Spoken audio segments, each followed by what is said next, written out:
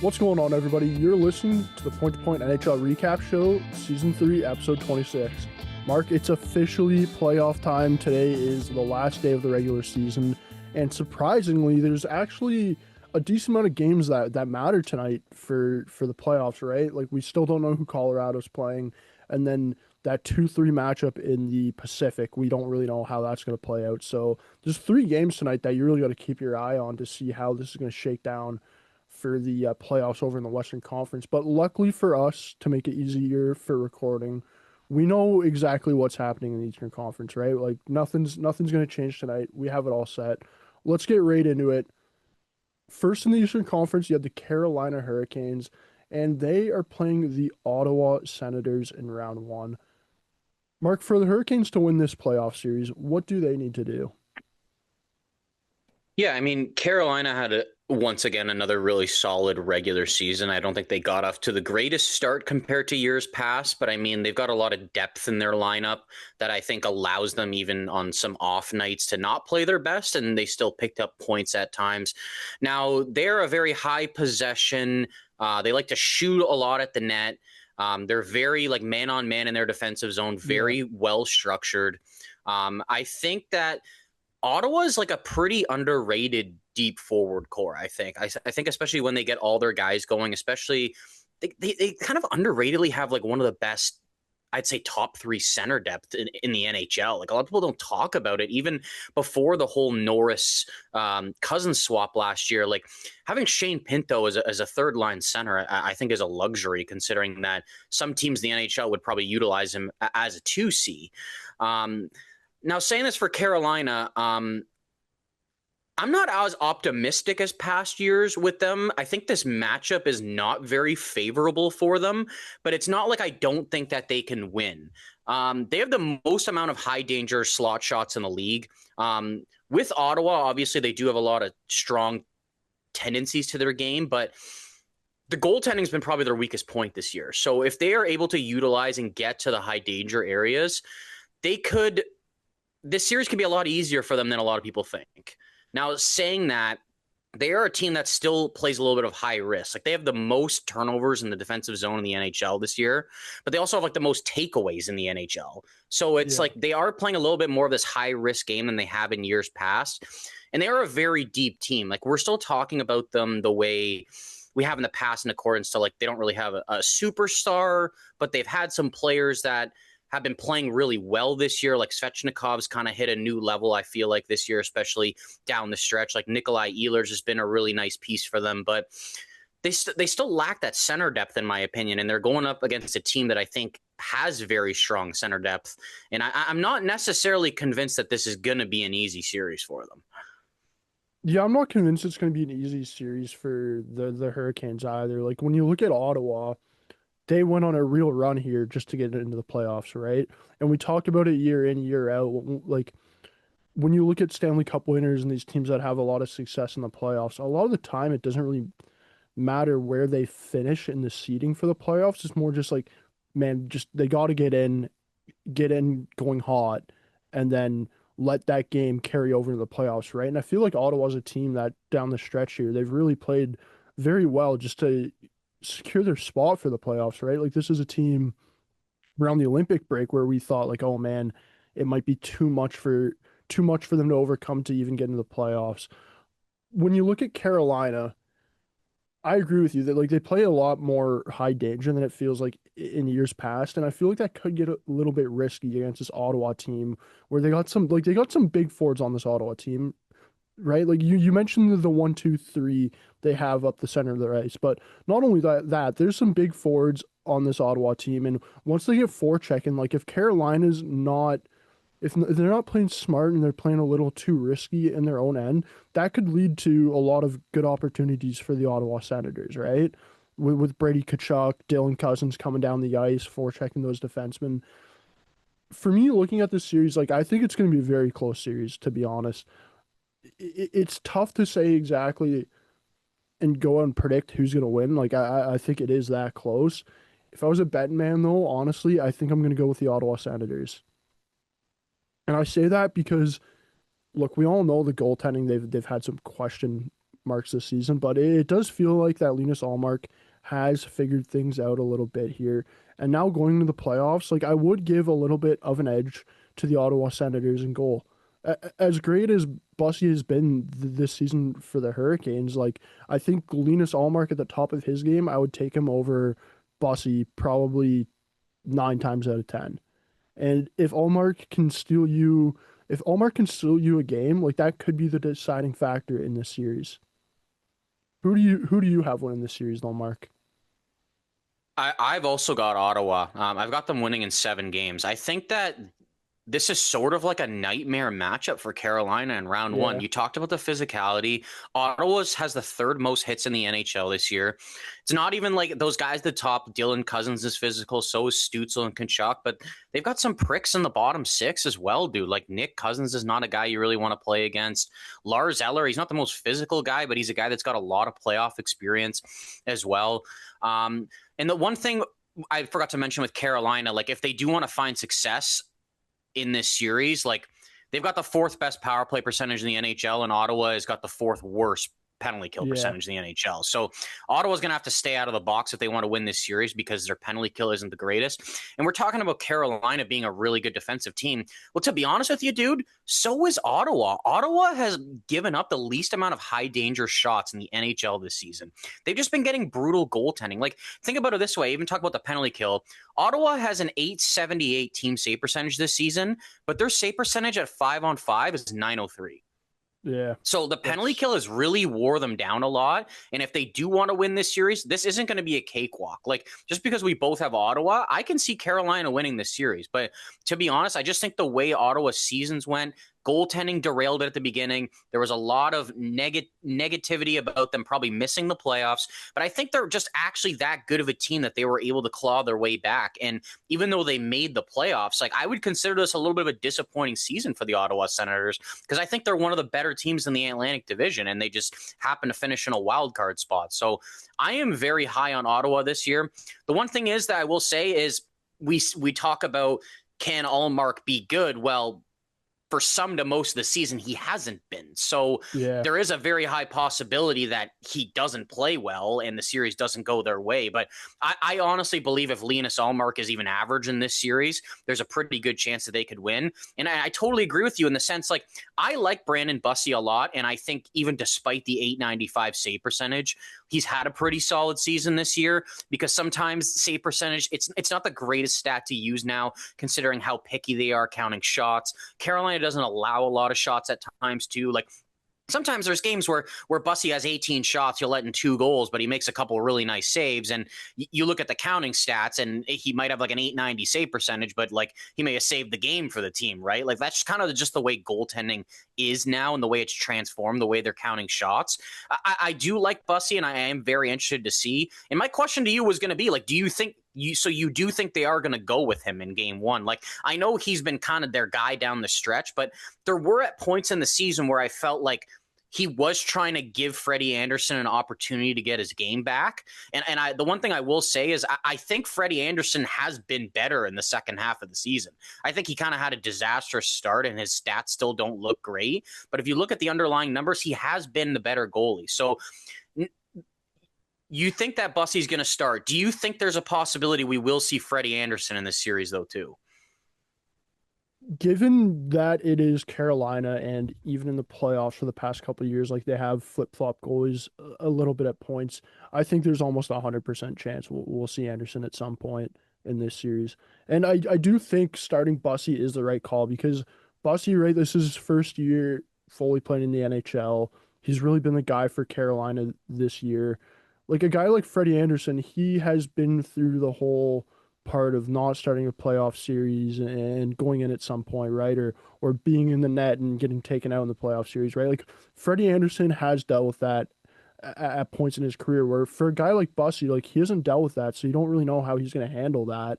So I think it is safer to start him. If Bussy's phenomenal, like you kind of ride with him, but if you do have question marks there, maybe at some point in the series, then you can go to Anderson and you can maybe rely a bit more on him being mentally prepared to go into that series where if you do it the opposite way and you start Anderson and all of a sudden it goes to shits after game two, and then you're going to Ottawa and you got to start Bussy, it's like Bussy hasn't been through that. You don't know how he's going to handle that, right? Like it Well, could he's turn never out to be, started 7 straight games in the NHL before either. Like, I think that kind yeah. of matters. See, I think it is the right call to start Bussy, but I think it's 100% chance that Anderson's going to play at some point in the series. Like if Anderson did not play in this series, I'd be extremely surprised. Like extremely. Mark, I want to move on now over to the Atlantic and talk about the Atlantic winner, the Buffalo Sabres. Who the hell thought the Buffalo Sabres were not only going to make the playoffs, but win the Atlantic Division at Christmas time? I don't know if you saw it, Mark, but in Buffalo, they got a big billboard now, and it's a Ryan Whitney quote where he was saying on their podcast that Buffalo had a 0.000% chance to make the playoffs, and it's basically like it's like what now? It's a pretty great billboard, but they're gonna be facing the Boston Bruins in round one, Mark. It's the Atlantic one versus wild card one, pardon me. For the Sabres to win this playoff series, what do they need to do? Yeah, I think a couple things with this. They're going to have to get pucks to the net. Like the one thing that I keep coming back to in this series is Jeremy Swayman's a dangerous goalie in the playoffs. Yes, he is. Boston has let up the fourth most amount of high danger shots in the NHL. And I personally believe, like we'll probably get into in future episodes awards, like Jeremy Swayman, despite like a 908 save percentage, is on my Vezina ballot this year because I think what he's done to help Boston get into the playoffs this year has been nothing but extraordinary, despite maybe that counting stat not looking the greatest. I think he's played really well this year. So for Buffalo, they're going to have to get a lot of shots to the net. They're going to have to swarm Jeremy Swayman and kind of cave that defense in. Now, for Buffalo, the one thing I will say is they have been somewhat physical, especially lately, and they're going to have to continue that. Like Boston is a pretty Yeah. heavy team. Like you think about they've got some skilled guys. Well, like Charlie McAvoy is probably having debatably the best season of his career. He's pretty physical. Pasta, I mean, he's learned to be physical over the years. They brought in some pretty physical guys in the offseason too. Sean Corrali. Mikey Asiamont's not super physical. Sorry, Tanner Jeannot is who I was thinking of, right? So this is going to be a pretty heavy series, and I think it's going to be pretty feisty overall. Now, Buffalo is just going to have to continue playing the way they have, I would say, before maybe this last 10-game increment of the season, where I think they've sort of been kind of down back to earth and average, despite that. What did they go, like 39-9 over the 50 games before that? Now, Buffalo's power play has not been super good, which is actually really surprising to me. I would think a team with that much success would be better than having the 21st best power play in the NHL. But on the other hand, like Boston's penalty kill hasn't really been great either. So it's a big opportunity for Buffalo to take advantage. Now, my question for you is, do you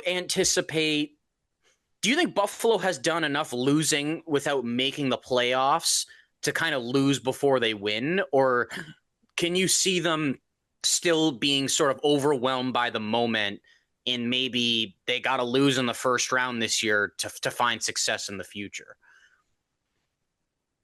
Like for me, looking at this Buffalo Sabres team, I could see it with all the youth that they have where they maybe do get a little bit overwhelmed and they do lose in round one. But I wouldn't say that's a massive knock on them and you call it a massive failure, right? Like this is a young team with a very young core still.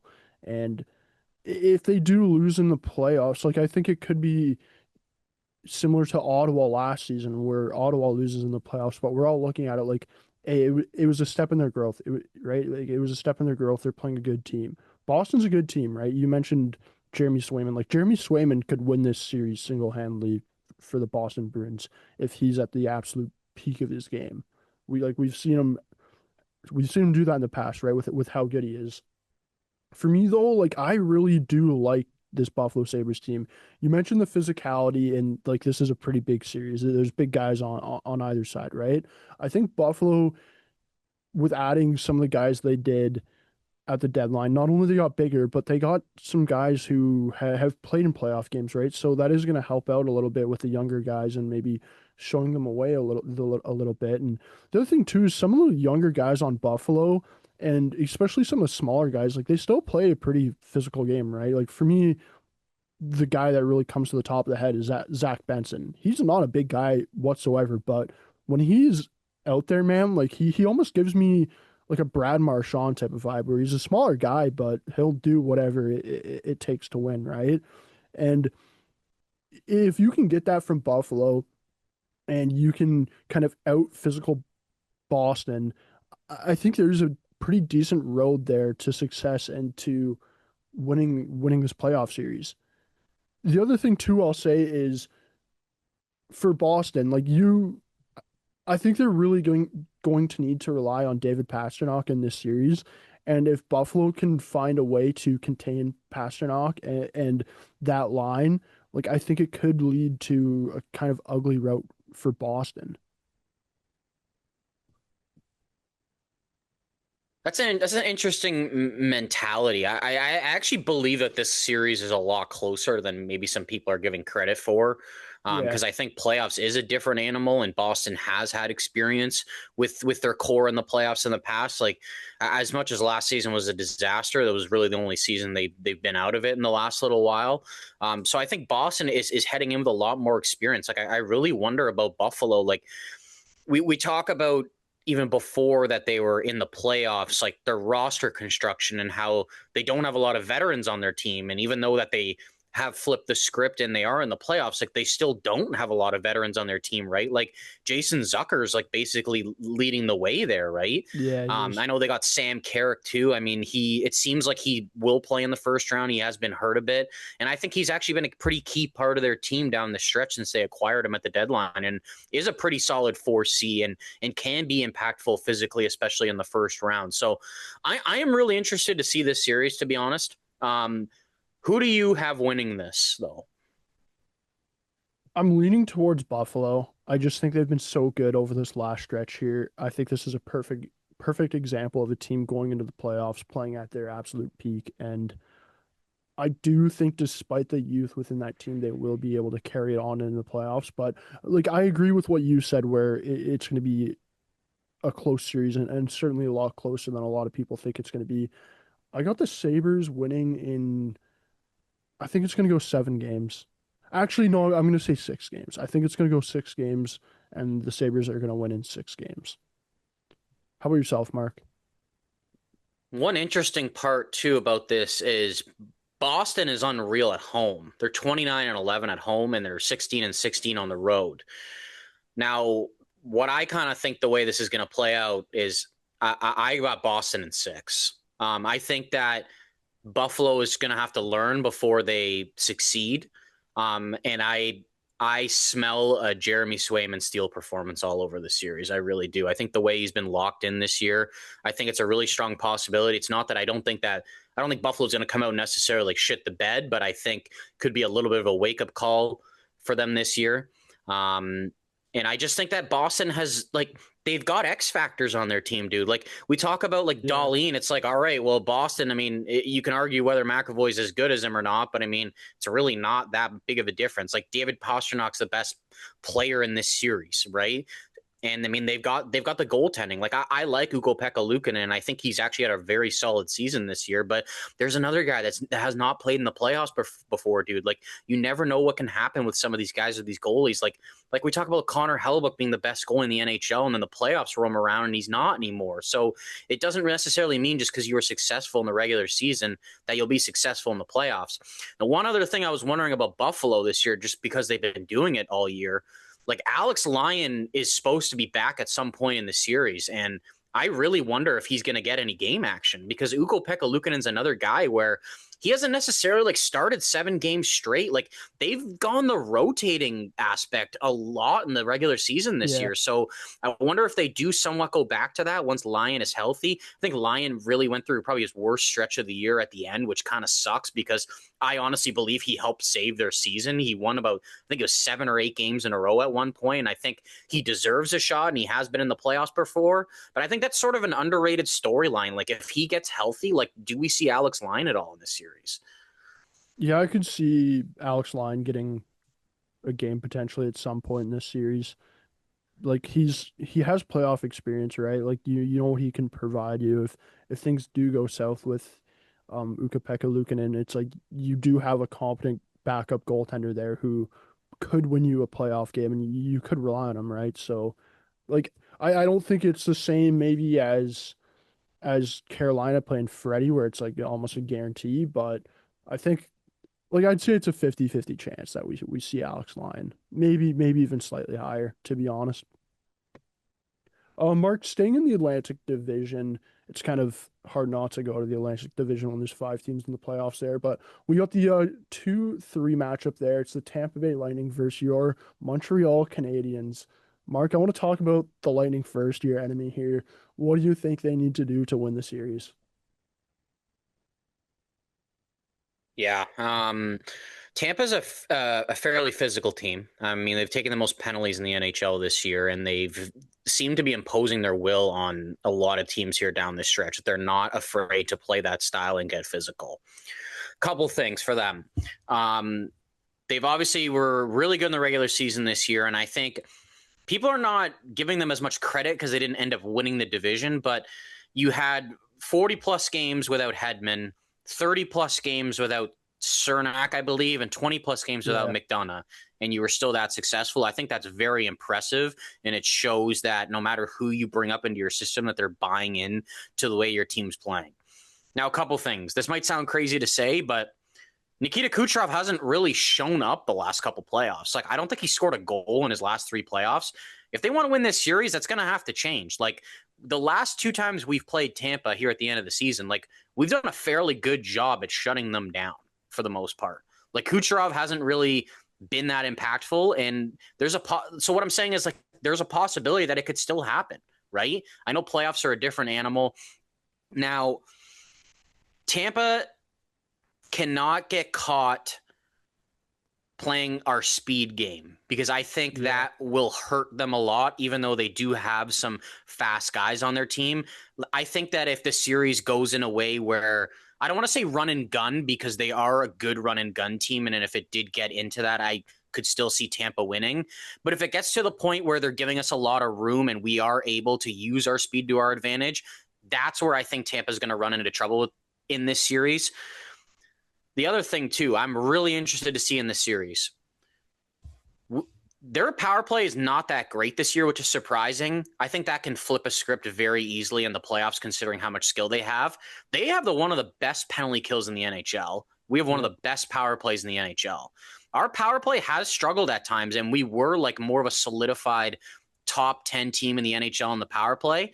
It hasn't really been that great recently, dude. So if Tampa can shut us down when we do have the man advantage, that's definitely going to be a key in this series because I've seen multiple times throughout the season where it might not seem like we have it on a night and a team gives us a power play and it gets us right back into the game.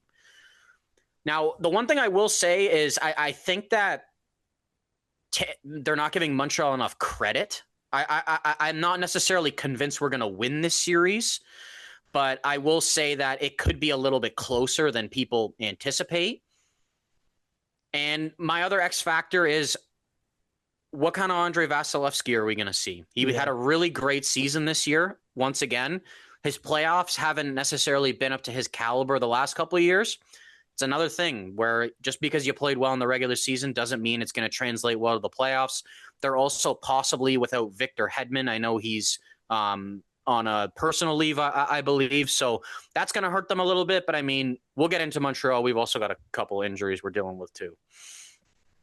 Yeah, for me, looking at this Tampa team, the big like I do feel like they do have a bit more depth than the Montreal Canadiens here towards maybe the middle of the lineup, right? Like we know how much you really wanted that 2C role there, where Montreal didn't really go out and get that. And I do wonder if in this series you might see the Canadians kind of regret not going out and making a move there to get a big second line centerman. But I think for Tampa, like I agree with you on the fact that if Tampa goes run and gun, like it could turn out to be kind of ugly for them with what Montreal can do there when they go run and gun, right? Like I think if Tampa wants to win this series, they're going to need to play their safe, like forecheck hockey, reliable and really just beat down on the Montreal Canadiens. I feel like if they do that and you have Kucherov going and you have Vasilevsky going, Tampa's going to have a pretty successful series and a pretty good road to winning the playoff series. But as you mentioned, like it's the playoffs. Like who you never know what's going to happen, right? If Kucherov isn't playing well and you're not getting the secondary scoring from some of these other guys on Tampa, like Montreal, they got some big dogs too, right? Like Cole Caulfield, the guy's a dog. Slavkovsky, I'm very interested to see what Slavkovsky can do in this playoff series because he's a big guy, right? Like if he can get physical and if he can play the way he did at the Olympics, like this is a guy that, to be honest, could take over a playoff series, and I don't think any of us would be like, "Holy crap!" Like what just happened? Like it wouldn't be super shocking, right? So it is going to be a close playoff series for me, the way I'm looking at it. But I just think with Tampa, just with what they have in goal compared to the Canadiens, and the fact that they do have a bit more depth in the middle of their lineup, like I do see an easier road here for the Tampa Bay Lightning to winning this playoff series. On Montreal's side, though, if if they can match the physicality that Tampa is bringing, and if they can really beat down on Tampa, it could lead to a path for them winning the series. Like you mentioned, the defensemen on Tampa have been very beat up this season, right? In a 7 game series, if you can forecheck hard, lay the body on these defensemen, like by towards the end of the series, some of these defensemen on Tampa just might be hanging on by a thread, right? And if they are, like that could be the difference maker in winning game 6 or 7 and winning the series for the Montreal Canadiens. The other thing too to mention is I am interested to see what's going to happen in goal here. Like given how the Canadiens goaltending has been this season, I'm not quite sure what's going to happen. What do you think is going to happen there though for your goaltending? Well, the one thing I would say to start, I think it's 100% Dobish's crease. Yeah. I think that he's earned it down the stretch. I know I've been pretty vocal about how poor I think the goaltending's been most of the year, but I mean, I haven't really been talking about it the last 5 weeks because Dobish has been one of the best goalies in the NHL over the past 5 weeks. I wouldn't say that it's impossible that we're going to see Jacob Fowler at some point in the series because I definitely think it's possible. But I will say that I really think it is Dobish's crease until he loses it. Like I don't think I think there's a higher likelihood we would see like Freddie Anderson and Bussy playing than getting Fowler in for the Habs unless something really Yeah. goes wrong. I think if stuff's going right for us, and it goes to 7 games, like I could see Dobish starting all 7 games. Like I don't think St. Louis is willingly wanting to change his goalies up mid-series, despite maybe a couple other teams in different situations are. I've got a pretty good amount of confidence in Jakub Dobeš right now. Now he's going against debatably a top 10 goalie of all time and a future Hall of Famer. You're never going to be super confident in that who you're going up against. But the one thing I will say is like he's been doubted a lot basically in every situation, and he's continued to prove people wrong. There was even a stretch earlier this season where obviously Montembeault started bad and then he got the leave and then he came back and he was actually good for 5 or 6 games. And like what I'm saying is our management and our coaching, you could tell, wanted Montembeault to be the guy. Like they wanted him to get his groove back and get himself in a good situation. It didn't happen. So what I'm saying is, even though Dobeš has got a great record and a 901 save percentage is really good in today's era, like it hasn't been an easy season for him. Like there were times where he was like, I don't understand why I'm not even playing. Right. Yeah. So he's gone through a lot of adversity this year, and I think it's going to help him grow. But there is a situation that this series doesn't go right. But the one thing I will say that's given me a bit more confidence is played very well the last 2 times we played Tampa, dude. And I know they didn't exactly have their full lineup, but they still had some of their best players, and he was playing really well. Now, with us, we're going to have to be physical for sure. We're actually a lot more physical than a lot of people realize. Like we have the 7th most Yeah. hits in the NHL. And I don't want to say he's the X factor of this series, but I'm telling you right now, dude, like Josh Anderson has a huge impact on this series. I am telling you right now. If he can go out and be physical like he was last year against Washington and kind of frees up some of our smaller guys to go out and do what they do, can make a huge impact on this series. And the other guy I'm really looking at here too is, like you're saying, our center depth isn't great, but like how much of an impact could Phil Deneau make, right?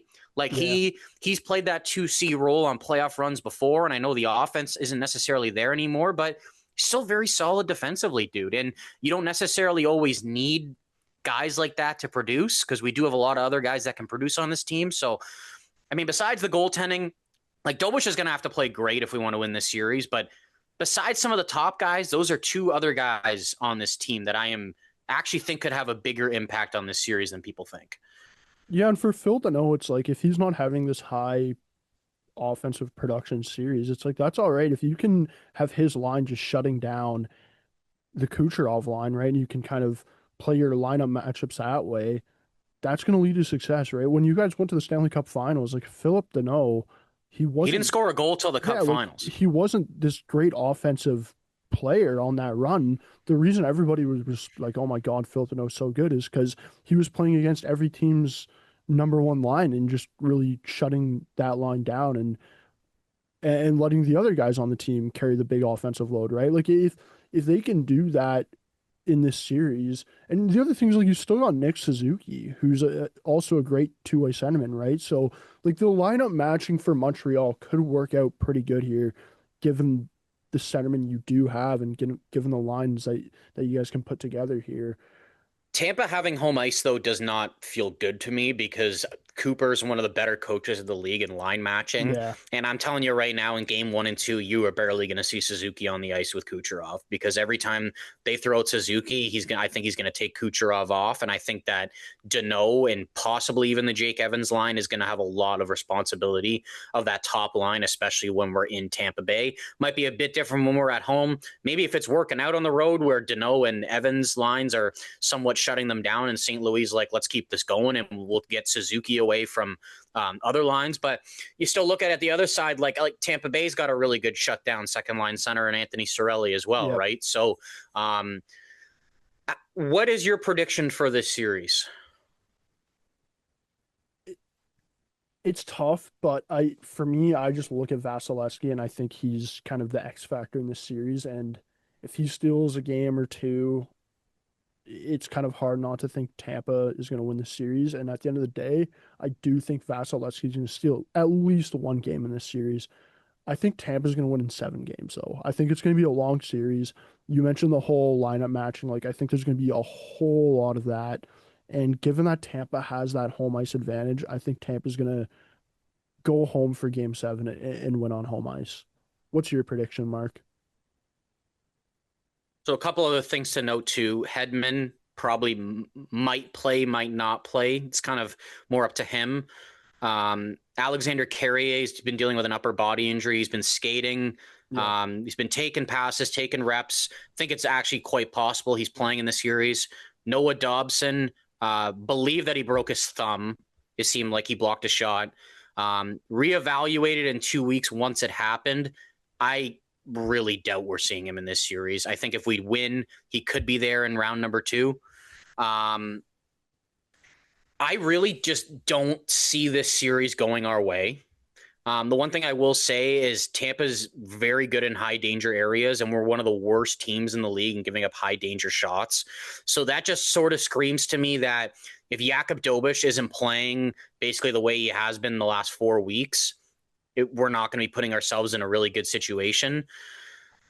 The penalty kill power play thing I talked about before could have a huge impact on this series. Obviously, Andrei Vasilevsky is going to have a huge impact on this series. I might be underselling this a little bit, dude, but I've got Tampa in 5. Tampa in 5.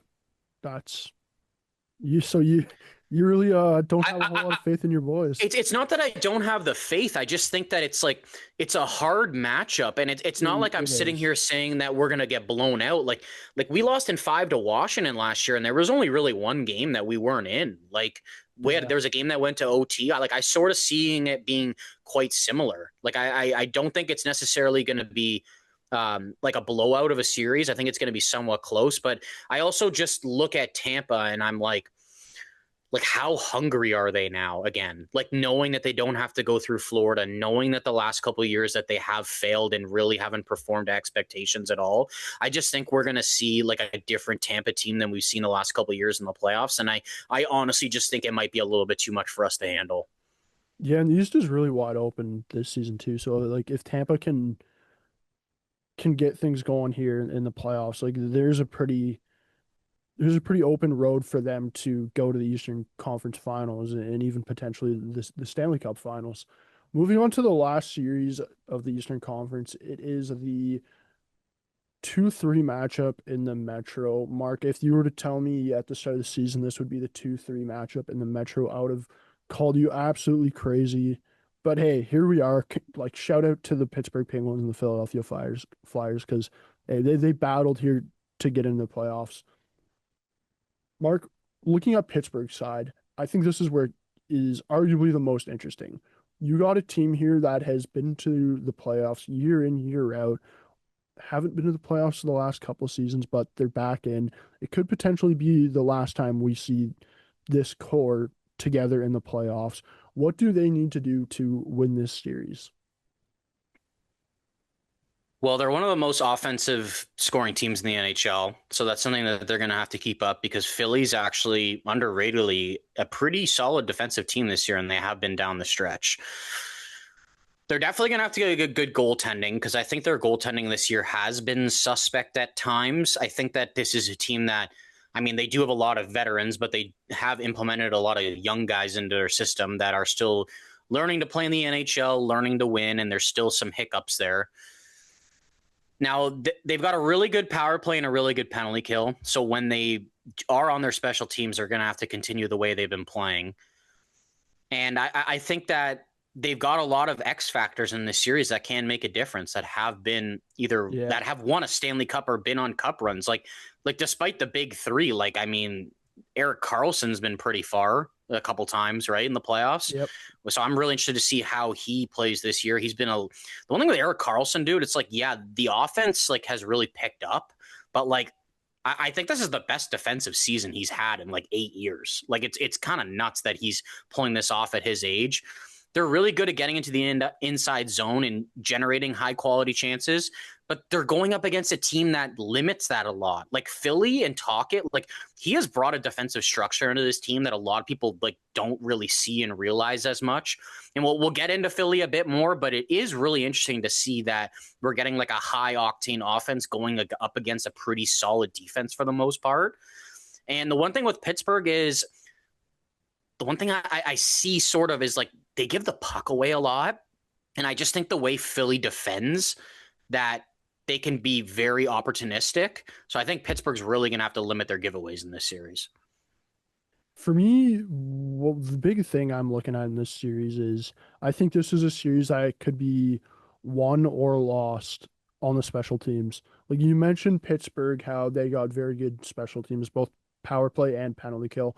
On the other hand, like Philadelphia has the worst power play in the league and they're bottom Can 12 you or believe bottom that? 10 in penalty kill, right? It's like if this is a if this is a series that has a decent amount of power plays for either team, like it could be the difference maker in the series. And it does worry me a little bit for Philadelphia looking at this. Like if you like they are a young team, this is their first playoff series, right? Like there could be some guys that maybe are taking some dumb penalties at points or maybe just crossing over that line a little too much in some of the scrums, right? And if you are doing that and you are getting out of hand there, like I think Pittsburgh could honestly have a pretty easy road to winning the series. Call me crazy, but like the goaltending for Pittsburgh, I agree with you. It hasn't been phenomenal or anything at this year, but it's been good enough to get them into the playoffs. And I wouldn't say that Philly's goaltending has been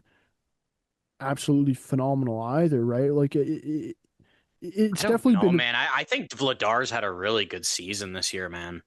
it's definitely been better than Pittsburgh's, but I wouldn't say like I wouldn't go into the series against Dan Vladar and say like, oh man, Dan Vladar could steal him a game or two, right? Like if he goes out and does that, that might come back to bite me in my ass. But I don't think Dan Vladar is gonna Like he has had a good season, but I don't think you can look at Dan Vladar going into the series and be like, oh man, he really worries me, right? Like I think Pittsburgh could get to him pretty easily. Mark, what's your series prediction for this one?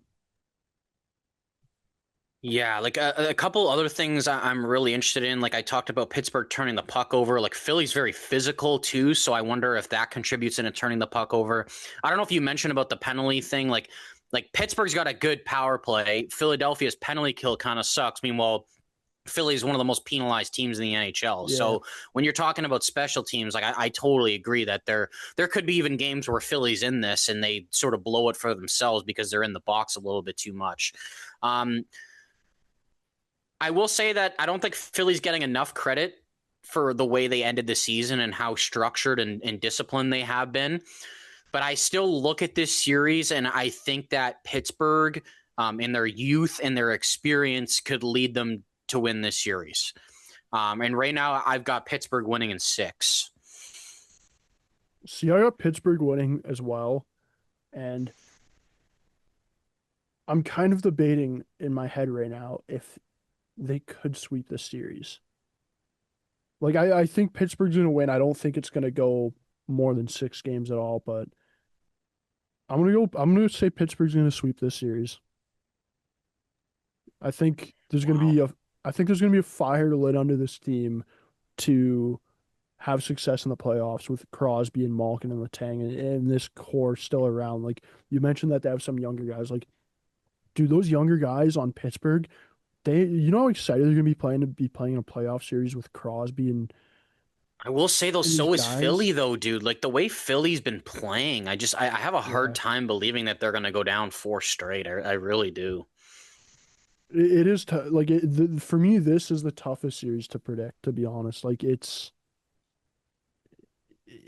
kind of a weird one, given it's two teams that like we haven't really seen a whole lot of playoff runs with these cores at all, really, right? Like Pittsburgh, outside of Malkin, Crosby, Letang, like the rest of the guys on this team haven't really been in the playoffs while in the Pittsburgh Penguins, right? You know what I mean? It's like for all these other teams, it's like the cores have been together for a while, where for Pittsburgh and Philadelphia, it's like they're still both kind of new to it while also not. It is a weird playoff series, Well, to be I honest. don't know though because like you got Rust, you got Eric Carlson. I mean, Stuart Skinner's got the experience. Like Sam Girard's won a Stanley Cup. Like I think there's a little bit more experience on Pittsburgh than you think. I think it's just that they've brought in these new wave of players that have Yeah, actually helped them a lot that just haven't had the experience. But the positive in that is you're going up against a Flyers team with okay, who's got playoff experience on the Flyers? Couturier, Sanheim, Konechny from the bubble. And Tippett, I think maybe a bit.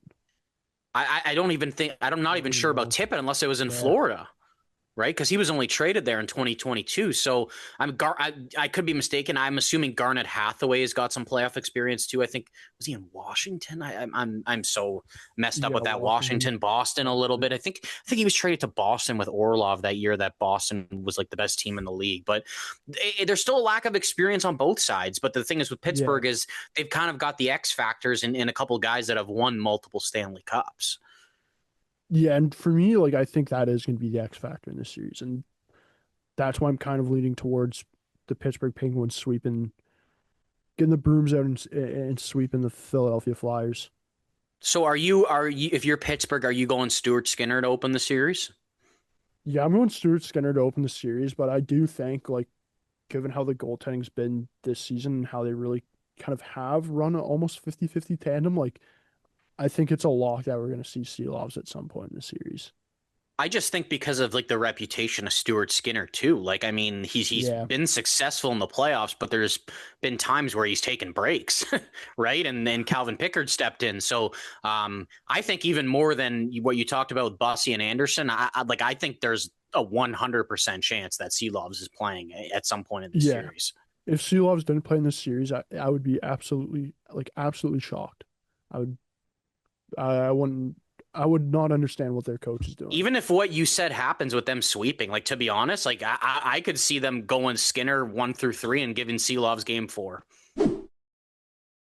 Mark, we're back to do a couple of the Western Conference matchups. Unfortunately, the NHL didn't do us any good favors, and they had to make us record across 2 days. So let's talk about the top Western Conference team playing the Wildcard 2 team. That's the Colorado Avalanche versus the LA Kings. For the Avalanche to win this series, what do they need to do? Yeah, I think that they got to keep playing the way they've been playing most of the year. One thing that stands out to me about them that I thought that they would partially figure out throughout the year is you'd think with that much talent they would have a better power play, but it actually has really struggled this year. Meanwhile, that they are operating with the best penalty kill in the NHL, which I think is a good thing, even for a high offensive team, especially when playoff time comes around, because even if you don't think that LA is going to give them a hard matchup, like they are going to have some hard matchups later on where especially the penalty kill will matter a lot. And LA's power play, I mean, it hasn't been really good either, but you never really know what can happen in like a short 7-game series. With Colorado, I think that they just have to attack offensively. Like I look at the LA Kings and I don't really see a whole lot of offensive flashiness. I know one thing I will say is like it has gotten better since they've gotten Panarin, and one guy that I have think that is starting to take a step lately is Quinton Byfield. But a lot of those guys like just don't. It just doesn't scare me offensively, especially without Kevin Fiala right now too. I think that is a big loss for them. For Colorado, honestly, just keep shooting the puck to the net, keep going to the net, because I think it's just going to generate opportunities and rebounds. And one other thing that I will say as we kind of talk about LA, it's like I think a lot of people don't realize like I am not very confident that Darcy Kemper is starting the series, dude. Like Anton Forsberg has been the better goalie down the stretch. And I don't know if you saw like what I wrote, like over his last 7 starts, like Anton Forsberg has a .942 save percentage, and he's been really outplaying Darcy Kemper down the stretch. And this happened to Kemper a couple of years ago in Washington as well, where Charlie Lindgren kind of took the net over for him late in the season, was the better goalie, and ended up playing in the playoffs. So I think there's just, you're not really 100% confident who you're going to go with in net. LA is a really good and structured defensive team, so I think at times they can frustrate Colorado, but I think if Colorado's at their best, like it's not going to be too difficult. Like I don't see a situation where LA's like shutting them down the whole series and they're having difficulty scoring. I can see it for maybe stretches, but I think Colorado just has too much firepower. Yeah, I agree with you. Looking at this Colorado team, they got so much firepower, especially with what they did at this year's deadline, right? Adding Nick Waugh, adding Nazem Kadri. Like, this is a team that is very loaded on their forward group. And then you even look at their, like, decor, and their decor is pretty good as well, right? Like, that rookie Malinsky, he's had a phenomenal year for them. Of course, you got Kel McCarr, the best defenseman in the world. I think for Colorado, it's exactly what you mentioned. They just need to play their game, and go out firing, right? Like if they go out firing, have LA on the back foot for the majority of the series, it should be an easy win for the Colorado Avalanche. And the other thing too is like the Colorado Avalanche have a luxury of having 2 very good goaltenders in the back of the net, right? So it's like if you do get a shaky game from one of them, you can feel safe going to your backup goalie and throwing them in for a game, or giving your one goalie some rest to go to your backup goalie. Who knows if it will maybe backfire and you get into a weird scenario where the goaltender rotation maybe gets a little weird, but I think that they're a very well coached team behind Bednar, and I don't really see them getting into that scenario where the goaltending is kind of a nightmare with who's going in for each game. And then for LA's side, like I think it's similar to what you mentioned too, like there's just not enough offensive power on this LA team to match what the Colorado Avalanche have, right? So if you're going to be playing that Colorado game, you're going to get outgunned 10 times out of 10. For LA, they really just got to play smart hockey, smart in their D zone, get pucks in deep, dump and chase, and really forecheck hard and let your offense come that way. At the end of the day, I think that Colorado is just going to have too much firepower. I think they're hungry. I think they're going to come out strong in this series. To be honest, I think this is the one series where it's going to be for sure a sweep. So I got Colorado winning in 4 games. Who do you have winning this series, though, Mark? Yeah, very interesting. I do agree that I think that if LA wants to find success in this series, like they actually do have a couple heavier players that like have came up from the AHL, like Jared Wright, and I think that they're really gonna have to like impose their will physically, and like you never know like if Makar is still sort of dealing with something too, right? Yeah. So kind of get him off his game and get him uncomfortable. I do agree with the sense that I'm not even really convinced that LA is going to go a full game with shutting Colorado down and basically getting the most of them. I agree with you in the sense that I think Colorado is going to sweep this series. And honestly, I would be shocked if they don't. Now, we've talked about the goalies for a little bit. I don't know if you necessarily agree that Anton Forsberg can be getting the nod. The one thing that really solidified it for me was him getting the start last night against Calgary, and he looked pretty good again. And that just makes me think, especially that this series isn't starting until Sunday or maybe Monday, that they probably want to keep a guy fresh. And that makes me think that they're going to go with Forsberg to start the series at least, because Kemper, honestly, I don't know if you remember, but over a month ago, they played the Oilers and they got smacked 8-1. And I really felt like that was the start of the downfall of Darcy Kemper this season. I thought he was pretty solid until this point. Like he made Team Canada, he deserved it. And then I feel like he's just sort of, his game's just been getting worse and worse ever since. So that's why I think Forsberg's going. And on the other hand, for Colorado, my personal opinion is I would go with Scott Wedgwood to open the series. I don't think that means that Mackenzie Blackwood can't be a factor.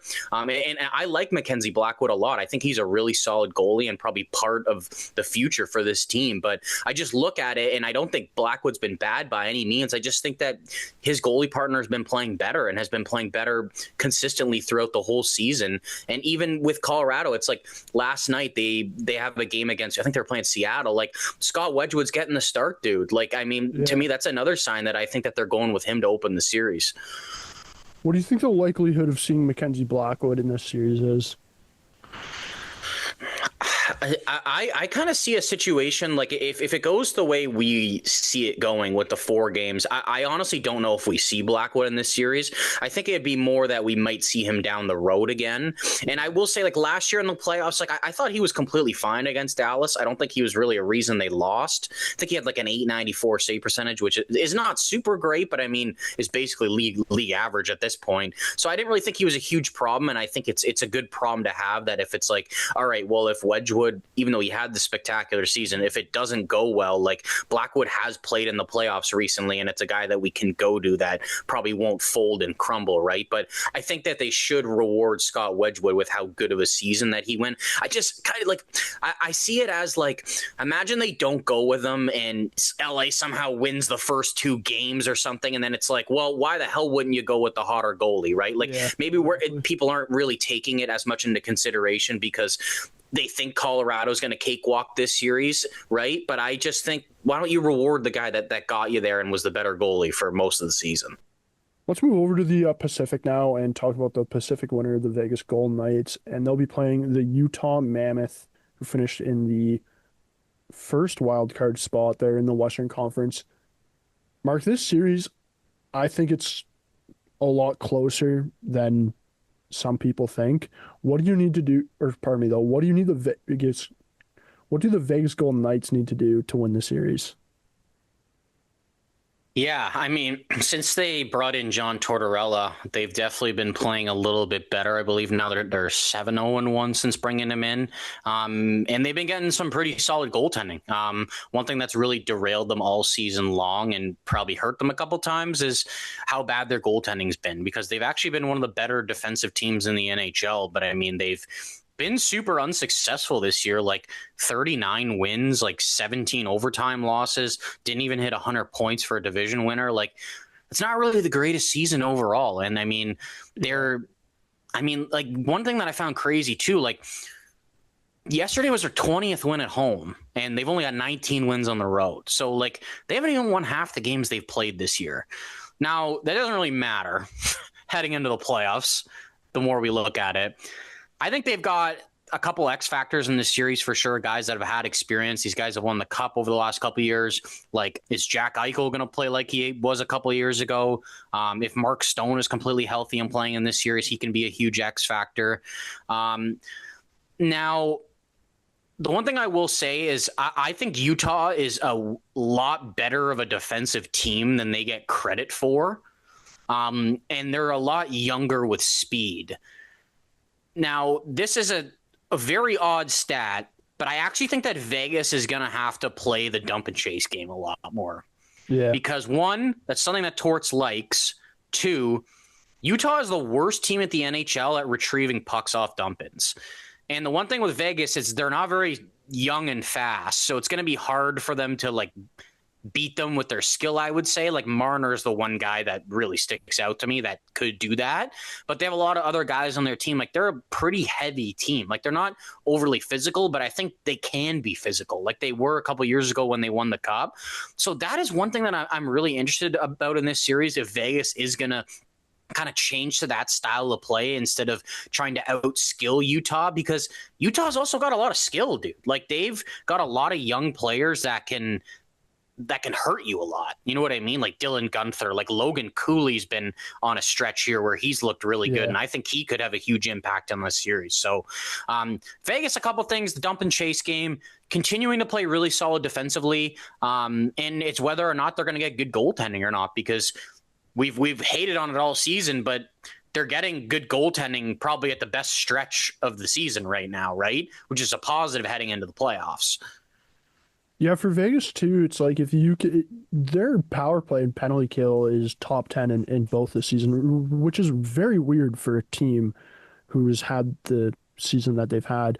But it's like if they can really figure out their goaltending and 5-on-5 play in this series, I think there's a massive road here for Vegas to win the series over Utah. You mentioned the whole dump and chase thing. Like if Vegas can get going on that very early on in the series and be very physical on their forecheck, I think that Vegas has a really massive road to winning the series over Utah.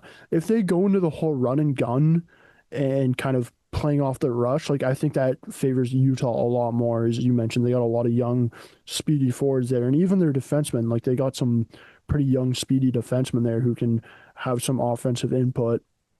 For me, the most interesting thing I'm looking at this series is what's Vegas going to get from their goaltenders.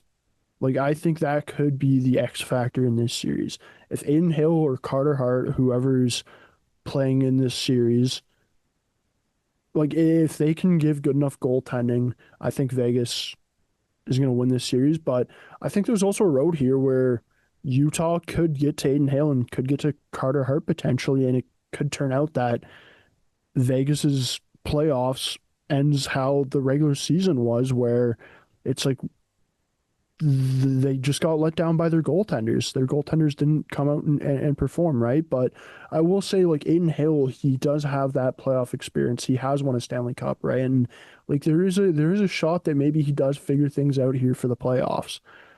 For Vegas, though, Mark, like who do you think they're going to go with in net here?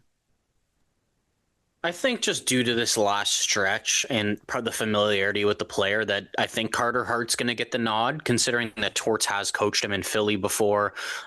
He seems to be getting the net more to end the season out, and he's actually been really good to end this season. So I think Carter Hart has the net for at least a little bit. Maybe there is a possibility we do see Aiden Hill because of what you said. And I mean, goaltending is voodoo, right? Like he's had probably one of the worst regular seasons amongst starting goalies this year, if not the worst. And there's a possibility that you can just flip the script in the playoffs and it doesn't even matter anymore. So I am quite worried about them, though. Like I will say, I'm not necessarily convinced that like a quick 7-game stretch here is making me super confident in their goaltending. Like I do sort of go towards the side that I think it is a good stretch and the playoffs could be completely different.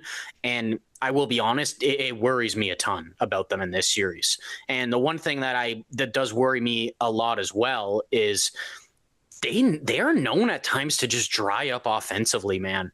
And they don't get any offense at all. And I'm going to be honest with you, that's why I've got Utah in 7. See, I was leaning Utah as well. I think I'm going to go Utah in 7 as well, Mark.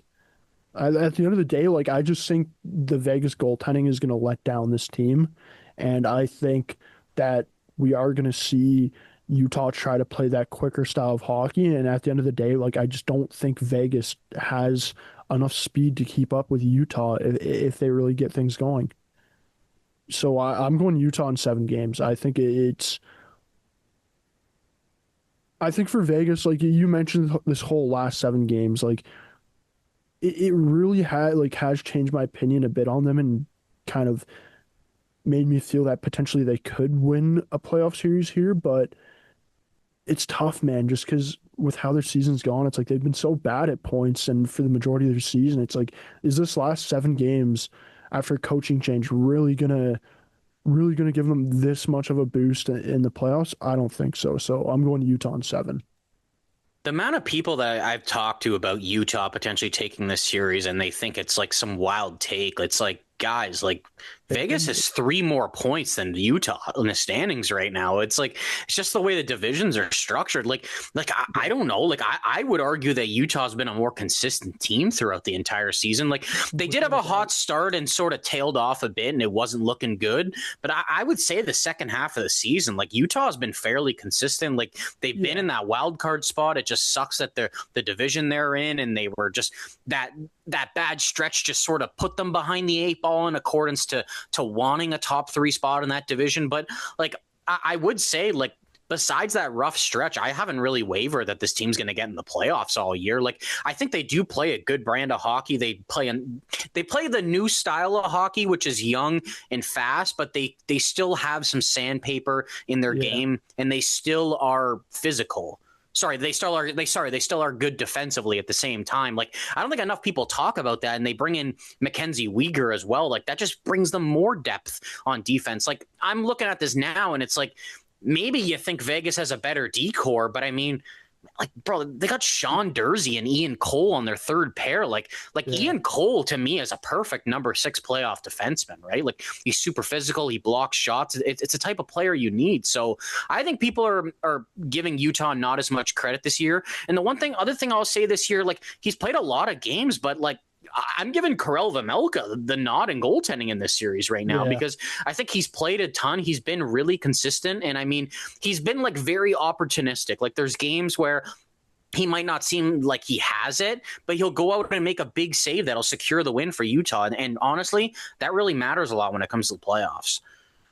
Yeah, Mark, you also mentioned that like Utah had that little cold stretch there after their hot start. The other thing to mention with that is Logan Cooley was out for a little bit there when they were on that cold stretch, right? It's like you're missing your number 1 centerman, and that's kind of the worst stretch of your season that you had. Like I'm perfectly fine with that, especially considering they're playing in a stacked division. Like you put that team in the Pacific, you can make a pretty strong case that they are winning the Pacific Division pretty easily if they played in it. Staying in the Metro though, Mark, let's talk about probably the most heavyweight matchup in the playoffs this year. It's the Metro 2 versus Metro 3. Central. Central.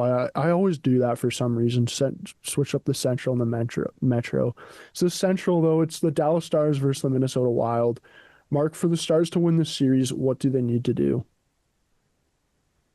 Yeah, they're coming into this series a little bit beat up, eh? Like I mean, Sagan has been out for basically ruled out for the season. There's a possibility Heiskanen could play. I know Nathan Bastian's not going to play. And then Rupe Hintz, I know he's not going to be ready for the beginning of the series, but I mean, there's a possibility that he returns at some point. Now, Dallas is a very high-octane offensive team. They're one of the best teams at getting into the high-danger areas and getting pucks to the net. They've got a lot of different threats up front, like multiple guys that have scored 40-plus goals this year. Yeah. Mikko Rantanen's another guy. If he's healthy, he's probably hitting that mark, 100-plus points as well. But I really like this Dallas team. And the one thing that I do like about it is we're talking about Rupe Hintz being out. Well, okay, it's maybe not going to necessarily replace him. Matt Duchene has played center his whole career and can move over to the middle, dude. Like they have this luxury of guys that play center and the wing, and they utilize them in both areas. I think Dallas is just going to have to impose their will offensively on Minnesota because Minnesota is a really good defensive team. But I mean, so is Dallas. Like they're not bad at all. They've got a really good goaltender. I would give Dallas the edge in net right now. I mean, I know that Ottinger's counting stats are a little bit worse than Gustafsson's, but I do think that he overall had a better year than Philip Gustafsson. I think Gustafsson has struggled a little bit down the stretch. I don't want to say badly, but I think that I've expected a little bit more from him compared to earlier in the season. Dallas has got one of the best power plays in the NHL. Wyatt Johnson has got the most power play goals in the league this year.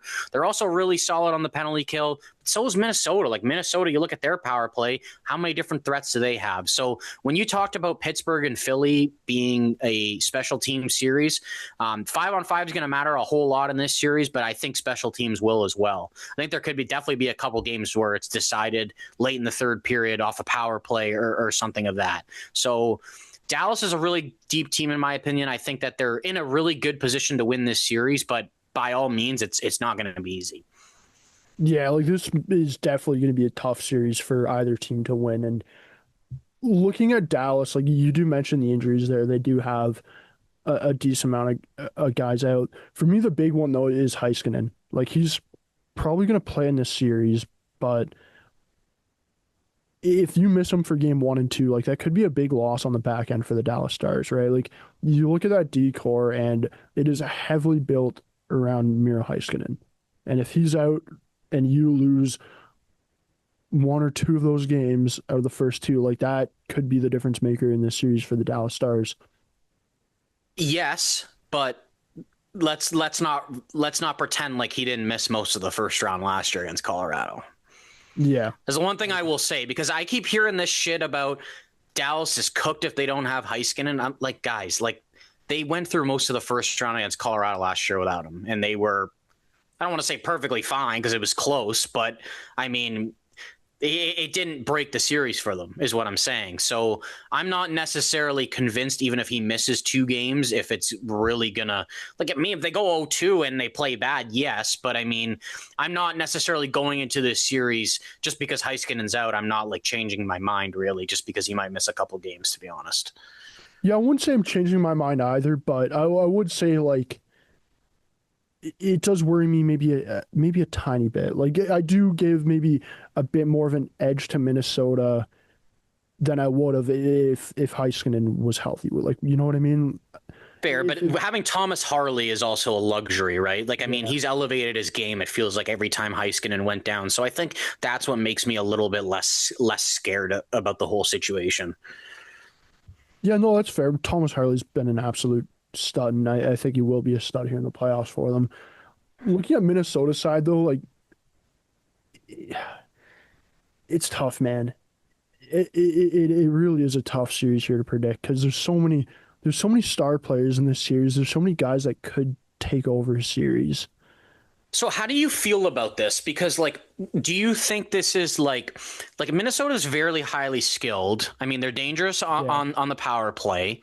I would say overall they're pretty solid defensively, but I will say that I don't think down the stretch they've necessarily been the greatest. Like one stat I saw is like Quinn Hughes has been on the ice for like a lot of 5-on-5 goals against this year. Like he isn't necessarily having a very good defensive season. I know Faber is a solid defensive guy. And like I mentioned earlier in this podcast, it doesn't really matter what happens in the season, but I think it does a little bit in accordance to like tendencies in the way you're playing. Right. So I don't think that Minnesota is bad or even average defensively. I just think that they are going up against a high octane offense and it could be overwhelming. Right. Like at times it won't be easy. And the one thing that really worries me too is like, think about this. Like if last year Dallas was playing Colorado and this situation was happening where they didn't have Rupe Hintz for a couple games, like I would be like, oh God, like they're going up against Kadri and Nelson and fucking McKinnon and they don't have Rupe Hintz. But like Minnesota centers, they besides Eriksson Ek, I mean, Ryan Hartman's had a pretty solid season for himself, but I mean, like I'm still taking Matt Duchene over Ryan Hartman, dude. Like, I mean, I just think that Dallas's center depth is so much stronger, and I think for Minnesota it is a weakness. But the one other thing I will say too is, I wonder. Like Minnesota can definitely be more physical than Dallas. So I really wonder if, especially even without Heiskanen, if they're very hard on the forecheck and it can really wear down Dallas's D. Yeah, I could see that where Minnesota's third, fourth, second, and third line are just going all out on the forecheck, really breaking down the D. And if that's where I look at Heiskanen's missing, and I'm like, oh, if Heiskanen is missing you do get that from Minnesota in game 1 and 2. Like it could potentially be a bad start to the series for the Stars. But at the end of the day, I just look at Dallas and I think they're so well put together for a team. And you mentioned the whole like, look, dude, you're missing Sagan and Hintz, and they're still better up the center of the ice than Minnesota, arguably, right? Like, I just look at Minnesota, or pardon me, I look at the Stars, and they're such a well put together team. And then when you have Jake Ottinger in net, it's like I think that's I just think that's kind of the X factor. I think there's too many X factors on the Stars than there are on the Wild. And for me, that like that's what I think is going to be the big difference maker in the series. The other thing too for the Wild that I am curious to see is what are they going to do with their goaltenders? Because like Wallstead has gone a Yeah. decent, like it's been a pretty big tandem, and it's like, are they going to stick to that tandem in this series, or are they going to ride Gustafsson like we've seen in the past with Boston when they had Swayman and Allmark, where it kind of the tandem factor kind of bit them in the ass or in the playoffs. Like it's like, are we going to see that with Minnesota again? What do you think the way to go is for their goaltending though? Yeah, I think you committed for Gustafson to be your guy. I think you definitely got to start with him. I have like sort of mixed feelings about him in the playoffs in the past. I think he's been okay, but I don't think he's really ever like elevated his game in the playoffs, I will say. And I think that is why over the past couple of years, like we have seen Fleury in at points throughout these playoffs. I think there is definitely a possibility that Jesper Wallstedt does get some action in this series, but I don't think that Hines is going to be overly eager to change them just for the sake of change. Like I do think that they would either have to be down or he would have to be not playing well to make a change. But I think you are in a good spot knowing that you do have another guy that can come in and play well and has had a pretty solid rookie season, right? But I'm not. I like Philip Gustafson. I'm not as high on him as some other people are. I will say I think that the defensive part of their team does allow him to be in good situations and put up good numbers at times. And I think if you did put him on some other teams that weren't as strong defensively, he could get exposed. But I mean, goaltending is hard to find, and he is a good goalie. Don't get me wrong, but Yeah. I can't sit here and say that I don't see a situation where Dallas gets to him, because I think Dallas could 100% get to him, and we could see Jesper Wallstedt earlier than later in this series. But I could see a situation where he plays well as well, because there are times where Gustafsson has elevated his game and he's been one of the better goalies in the NHL. It's just that the whole talking point of their team earlier in this year was how they had like the best tandem in the league and all this. And I mean, Wallstedt, I think for the most part had a really good season. Like he's got a 916 in 33 games. Like that's pretty good. But the one thing I will say is like I've been a little bit underwhelmed with Gustafsson down the stretch here. Like I'm not super confident with him going into the playoffs this year. And I think there's a possibility he could 100% lose the net. Mark, what is your series prediction here? I think at the end of the day, Dallas is got a little bit too much firepower for Minnesota in this series, and I think that they can get to Minnesota's goaltending. I totally see a situation where Dallas is taking this series, and I've got them winning in 6 games. It's time to talk about the Pacific 2 versus Pacific 3. Mark, unfortunately, we did not get the same rematch between the Edmonton Oilers and the LA Kings again. So we got the Edmonton Oilers versus the Anaheim Ducks. Should be a pretty interesting series, to be honest. The Ducks got a young, fun team, and it's their first time in the playoffs. For the Oilers, though, what do they need to do to win this series? They got to commit to be playing structured defense. I think that this is going to be key for them, especially as the playoffs continue. In past years, I feel like Edmonton, almost even the years they made the Cup, it was like at some point they were struggling for a bit. There was a lot of talk about how this team, if they can get back. But I felt like closer to the end of the season, maybe 20, 25 games left, they sort of figure it out, start playing more structured defensively. I will say that I think it took a little bit longer this year. Not that they didn't do it near the end of the season, but I think it is a little bit more of a concern this year. I will say that I think some of their players haven't been performing to expectation compared to last year. I just look at this series, dude, and I actually think it's probably going to be one of the most entertaining series out of them all. I think it's going to be very high offense back and forth. Like, I wouldn't be surprised if we have a couple 5-4, 6-5 games in here, just sort of as the playoffs start, and maybe some teams are getting used to like the structure and the way the game's called. Like, the one thing I look with both teams right now, both of their penalty kills are absolutely terrible. I imagine this is going to be another series that some games could be dictated with power plays, to be quite honest with you, with Edmonton having the best in the league. The Ducks, I mean, it's 24th right now, but the amount of firepower they have there, I can imagine that they do score a lot of goals in the power play in this series. For the Oilers, they definitely need to impose their will. This is a young team that is fast, but Edmonton's pretty fast as well. So I think they need to play to their game plan. They need to be structured defensively and somewhat shut this Ducks team down, because they do have a lot of ways they can come at you and score. Like, I look at the Ducks and I almost look at them like they're sort of like us in the West. Like, I mean, maybe they're not necessarily right at the same level or on the same part of the rebuild, but I think it is very similar, right? Like, if you give this team time and space, it's gonna hurt you, right?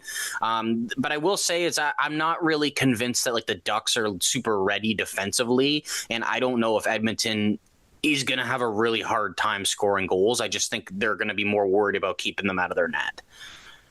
Yeah, I agree with you there. I think for Edmonton, it's really clamp down on the defensive side, not only for this series, but also like if they plan on going on a long run here in the playoffs, they're going to need to really figure out their defensive structure. And if they can figure that out here in round one against the Ducks, that's going to benefit them massive in the long run, right? But I do agree with you. Like, I think this is going to be a super high scoring series. It's two teams that aren't the best defensively, but have a lot of firepower up front. It's almost tough to judge the Oilers, though, because we've seen it time in, time out with them, that the regular season for them doesn't, like, they don't really care about it, and it's more just get into the playoffs, and it's a new season, right? Like, we've seen it the past two seasons where we have some questions going into the playoffs, and they get in the playoffs, and you're like, oh, wow, this almost looks like a little bit of a different team, right? But I do think that with the Oilers goaltending, like they're going to need to play some smart defensive hockey, because with the goaltending and how it's been for the Oilers this year, if you aren't playing smart in your own end and you're giving time and space to the Ducks, as you mentioned, like the Ducks are going to score goals, and it could lead to an ugly rout for the Oilers.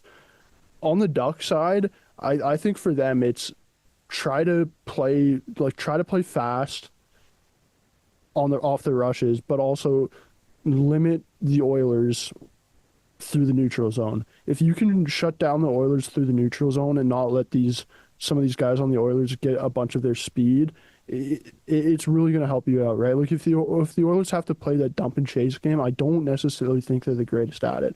I think the Oilers, where they're going to have the most success, is when they're picking up speed through the neutral zone and going on these rushes with McDavid, with Draisaitl, right? Like, he's going to be back at some point in this series, likely. Honestly, I have a hard time judging this series because I don't know how many games it's going to go. Mark, I'm going to let you predict first. You know what? Well, like, what's your series prediction here? Yeah, the way I look at this series is I think Anaheim, they're a young and upcoming team that's got a lot of talent, and I think that they can make a difference in this series against the Oilers. The one thing I will say is I think that Edmonton is very hungry, and I think that the experience could play a huge factor here. I think one thing as well is, like, we don't know exactly what's going on with Leon Draisaitl. It really does seem like he is going to return at some point in this series, regardless if it is the beginning or partway through. I just think at the end of the day, I see this as I don't think Anaheim has enough defensively to shut this team down. And I really feel like that this is going to be a high-scoring series. And not that I don't think Lucas Dostal, there's points where he's going to play well. I just think we're going to look back at it and his numbers aren't going to look great just because Edmonton's scoring a lot. I'm going to be honest, I really only see Anaheim taking one game in this series, and I've got Edmonton in 5. See, I was kind of contemplating 5. I was contemplating 4. But at the end of the day, I'm gonna agree with you, and I'm gonna say that the Oilers are gonna win 5 games. I think Anaheim, for their first time in the playoffs, if they could get anything more than one win over the Oilers, I think that would be a bit surprising for sure. You kind of mentioned they're also brutal on the road too. Like Anaheim's not a good road team. They're way better at home. It's just like I don't really think they stand a chance if they can't pull at least one of these out on the road, especially in the first 2 games. Like I think if they go down 2-0, like they're basically as good as done.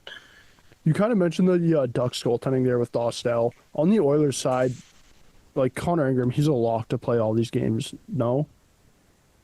I think so. I think Jari's just shown down the stretch that he's like pretty unplayable at this point, and it's really only going to be an option if they have to. Maybe if it's a situation like last year where Stuart Skinner looked really bad and you had to go to Calvin Pickard, maybe something like that plays out. Like I like Connor Ingram. I think he's been pretty solid most of the year. I don't know if he's really a starting goalie, but at this time, like he's realistically your best option, and you got to ride with it. Like I even saw people online saying like honestly, if Ingram faltered, like I'd prefer to go to Pickard, and it's like honestly I don't know if I really disagree with them. Like I mean he's had the experience in the playoffs before, and I didn't really love how that whole situation was handled, but I just think that Jari has been it's been so unplayable, man. Like you see some of these goalies, like it's like they go through a stretch where they're bad for a couple games, and like it really does happen in this new era. But it's like with Jari, it's like if you really went game by game, it's like how many good games has he even had since he's been traded here? Like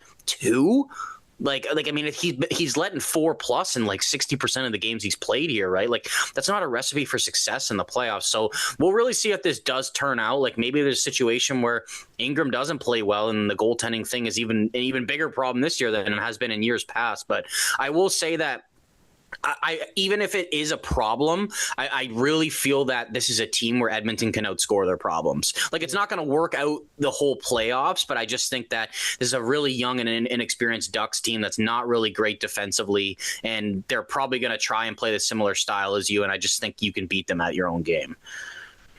Yeah, I do think the Oilers can definitely outscore their problems here in this series if they do run into that issue. Mark, before we wrap up the show, I want to ask you one quick final question here. I've got 2 for you as well when you're done, just so you know. Before the playoffs start, who is your Stanley Cup prediction?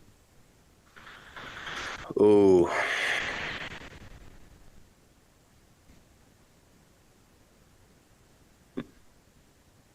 I'm going to go with Tampa, Dallas. See, I kind of see a situation like that happening. I was thinking Tampa from the East and then from the West. I was kind of considering one of those Central teams. I don't want to be the same as you and say Tampa, Dallas, so I'm going to say Tampa Oilers, and actually I'm going to say Tampa, Minnesota, and Tampa wins. Okay. Tampa just with how the East is this year, I think it's a lot easier of a road to the Stanley Cup Finals compared to the West. And I think if Tampa does get there against a team like Minnesota or even Dallas, I think that we could see that kind of favor Tampa a little bit in the finals. Okay. I got 2 for you. So my first one is, what management team do you think would be the most in trouble if they got eliminated in the first round? I'm just quickly looking over all the teams here right now.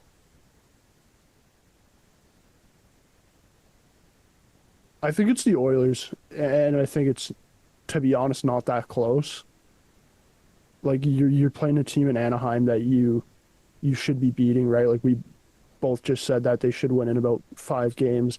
Like if the Oilers were to lose, I think if the Oilers were to lose to the Anaheim Ducks too. The reason, like, I think the only reason the Oilers would lose that series is if they had massive goaltending issues. And given the moves that the Oilers made this year with their goaltenders, like if they lose in the first round because their goaltenders were brutal, like I think that management group could be pretty on the hot seat there.